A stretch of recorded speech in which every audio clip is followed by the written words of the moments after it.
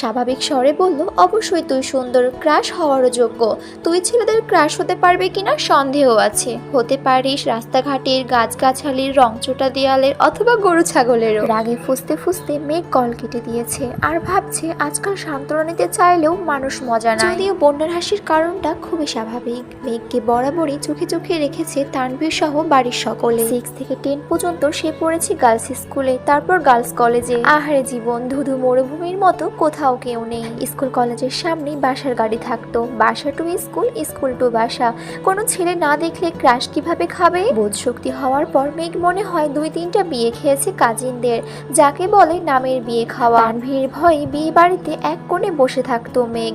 ভাইয়ের কড়া শাসন ছিল, ঘর থেকে বের হতে পারবি না, বরযাত্রী আসলেও যাওয়ার দরকার নাই, ঘরে তার জন্য খাবার পাঠানো হতো। তারপর বিয়ে শেষ হলে মা বোনকে নিয়ে বাসায় চলে আসতো। গায়ে হলুদে নাচা গাওয়া, এমনকি মেহেদিও দিতে পারেনি কখনো।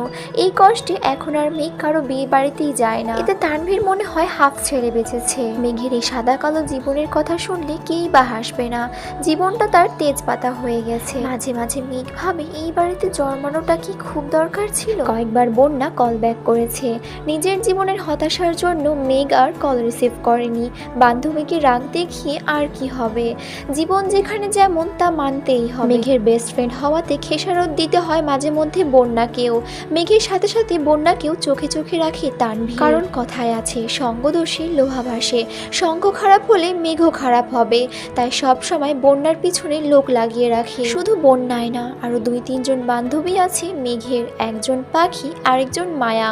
ওদেরকেও নজরে রাখে তানভীর। বোনকে সব দিক থেকে প্রোটেক্ট করাই যেন তার প্রথম আর প্রধান কাজ। আবির বিকাল থেকে ঘুমাচ্ছে।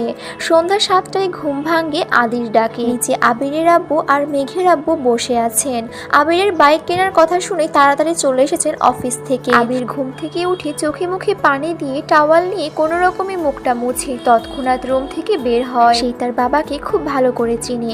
ডাকার সঙ্গে সঙ্গে উপস্থিত না হলে বাড়িতে তাণ্ডব শুরু করে দিবে। আবিরের চোখে মুখে ঘুমের প্রভাব স্পষ্ট। আচমকা রুম থেকে বের হয়, চুলগুলো অগোছালো। ঘুমের ঘরে থাকার জন্য আকস্মিক ধাক্কা এড়াতে চটজলদি নিজেকে নিয়ন্ত্রণ করে অগ্নি দৃষ্টিতে তাকায় আবির। মোটা ভ্রুযুগল শিথিল হয়ে যায়। এক দৃষ্টিতে চেয়ে রইল সেই।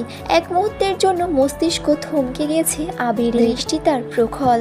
আচমকা হাঁটা থামাতে শ্বাস ভারী হয় আবিরের।